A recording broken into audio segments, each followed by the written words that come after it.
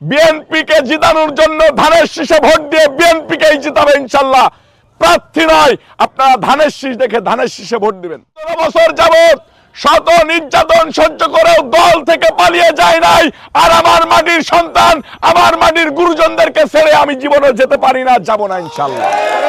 আপনাদের কাছেও আমি তারেক রহমান সাহেবের পক্ষ থেকে হাত জোড় করে অনুরোধ করব, আপনারা ধানের শীষের সাথেই থাকবেন, ধানের শীষকেই বাঁচিয়ে রাখবেন।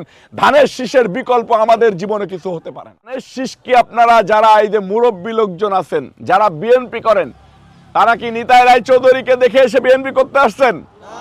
কাজী কামালকে দেখে আসছেন? নয়নকে দেখে আসছেন? আপনারা আসছেন বেগম খালেদা জিয়াকে দেখে, তারেক রহমানকে দেখে।